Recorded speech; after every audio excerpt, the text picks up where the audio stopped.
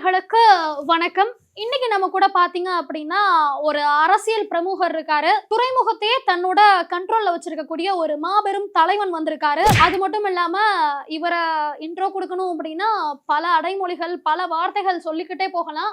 அந்த விதத்துல இன்னைக்கு நம்ம கூட ஒரு அமைச்சரான திரு அல்லேலூயா பாபு அவர்கள் தான் வந்திருக்காங்க. அமைச்சர் ஆனலமான அமைச்சர் தான். இல்ல அதான் அமைச்சரான அமைச்சர் ஆயிட்டீங்கல்ல, அத சொன்னேன் சார். அமைச்சர் அல்லேலூயா பாபு அவர்கள் தான் வந்திருக்காங்க. அவங்க கூட தான் பேச போறோம். வணக்கம் சார். ஏமா இன்டர்வியூ கூப்பிட்டு என்னமா பேசிட்டு இருக்க?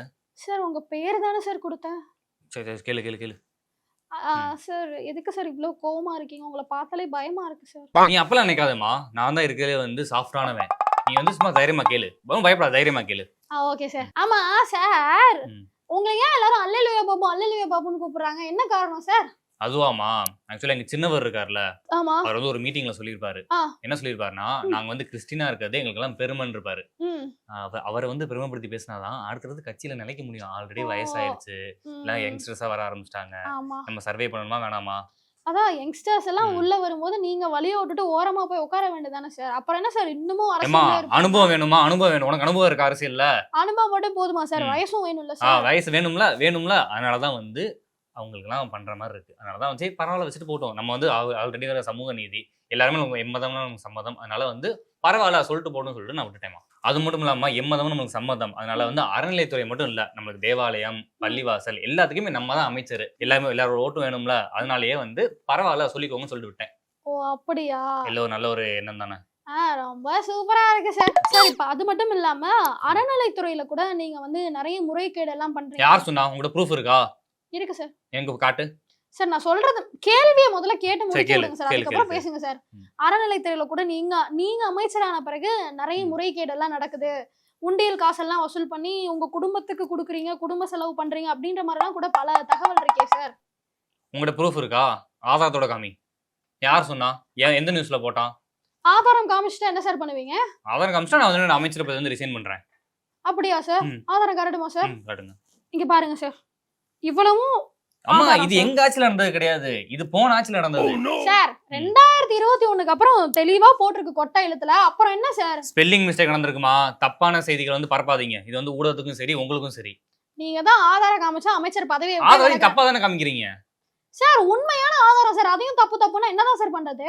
நீயும் தப்பு, உன் சேனலும் தப்பு, மொத்தம் எல்லாமே தப்பா இருக்கு. ஸ்பெல்லிங் மிஸ்டேக் கூப்பிட்டதே பெரிய தப்பு தான் சார். அத விடுங்க.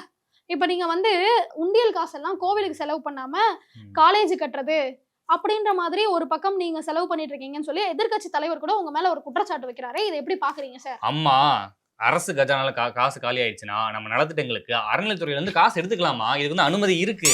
அதை வச்சு ஒரு ஏழை மாணவர்களுக்கு வந்து நல்லது நடக்கணும்னுக்காக கோயில் உண்டல் காசை எடுத்து நான் வந்து ஸ்கூல் காலேஜஸ் கட்டினேன். இதை வந்து எவனோ தப்பா சொல்லி என் குடும்பத்தை கொடுக்குறேன்னு சொல்லி போய் சொல்லியிருக்கான் சார். நீங்க ஏழை மாணவர்களுக்காக கட்டின மாதிரி இல்ல சார், உங்க கல்லாவை நிரப்பிக்கிறதுக்காக கட்டின மாதிரி இருக்கே சார். நீ பாத்தியாமா?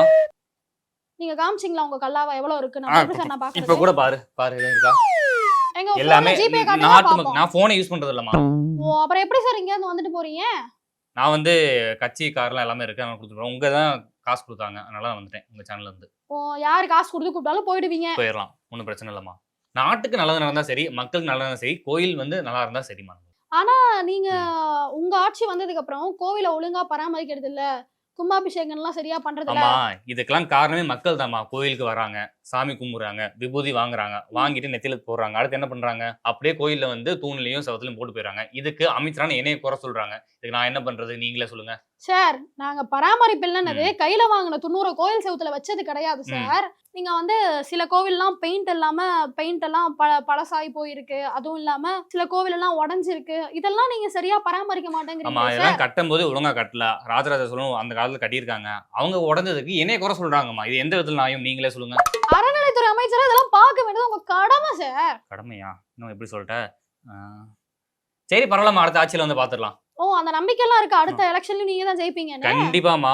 எங்களோட தலைவர் வந்து எத்தனை முகாம் நடத்துறாரு, எத்தனை நலத்திட்டங்கள் கொண்டு வராரு. அதனால கண்டிப்பா வந்து அடுத்த ஆட்சி நாங்க தான் பிடிப்போம். அடுத்த 5 வருஷத்துக்கு அறநிலைத்துறை அமைச்சரா நான் தான் இருப்பேன். துறைமுகமே என் கட்டுப்பாடு தான் சார். உங்க தலைவர் எத்தனையோ முகாம் எல்லாம் நடத்துறாரு, ஆனா மக்கள் எல்லாம் அங்க போய் மகிழ்ச்சியா இல்லையா? அங்கேயும் போய் குற்றம் குறைகள் தானே சார் சொல்லிட்டு இருக்காங்க. அப்பெல்லாம் நம்ம இதுல வந்து எதிர்கட்சிக்காரங்களோட சதி.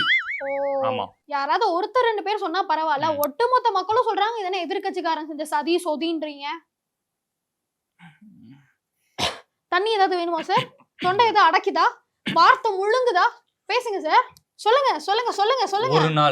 ஒரு நாள் நீ அறநிலைத்துறை அமைச்சரா இருந்து பார், பிரஸ்ஸா சந்திச்சு பார், அப்ப தெரியும் உனக்கு என்ன நடக்கும். சரி சார், நான் இருக்கேன். உங்க பதவியை ராஜினாமா பண்ணிட்டு போறீங்களா? நான் பாத்துக்கிறேன். அப்பெல்லாம் விட முடியாதுமா. அப்புறம் எதுக்கு சார் சொல்றீங்க? ஏன்னா சொன்னாதானே பொழப்பு நடத்த முடியும். இதான் அரசியல். அம்மா, அரசியல் நாங்க 1000 சொல்லுவோம், 1000 சொல்ல மாட்டோம். இதெல்லாம் கடந்து போறதுதான் மக்களோட நிலைமை. கடந்து போய்க்கோங்க, சரியா? சரி, ஓகே சார். இப்போ அடுத்து சமீபத்துல கூட திருச்செந்தூர் முருகன் கோவில்ல கும்பாபிஷேகம் நடந்தது.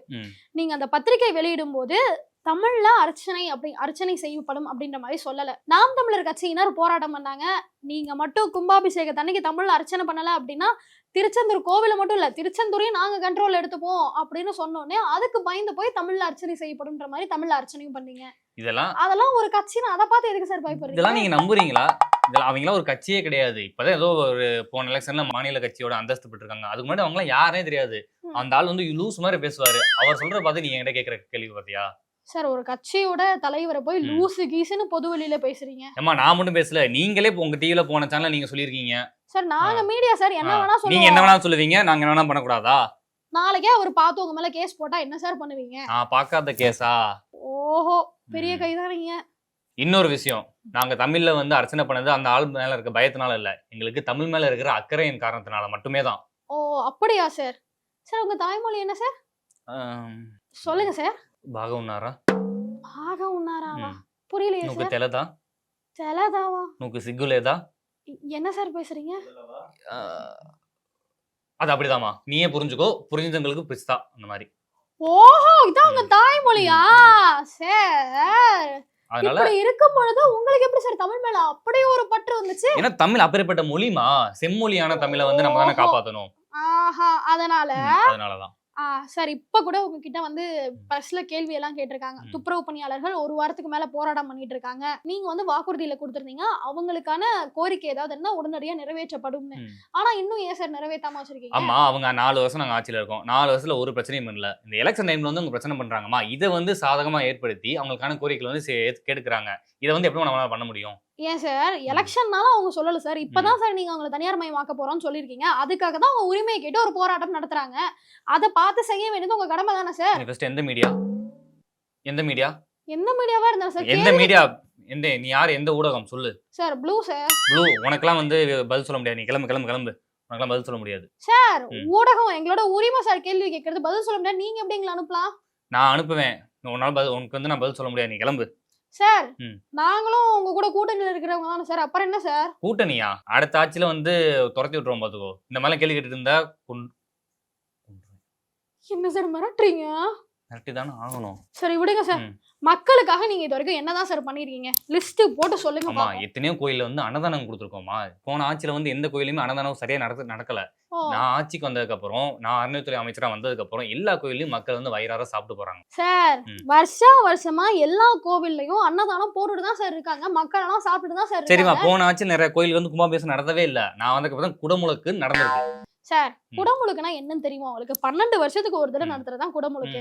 அப்புறம் எப்படி சார் போன ஆட்சியில நடத்த முடியும்? இப்பதான் 12 வருஷம் ஆயிருக்கும், அதனால நடத்துறாங்க. சும்மா லுச்சாத்தனமா பேசுற. நீ ரொம்ப பாயிண்டா பேசுற. நீ சரிப்பட்டு வர மாட்ட. கேட்டா கேள்விக்கு பதில் சொல்லுங்க சார். அதை விட்டு ஏன் சார் மலுப்புறீங்க?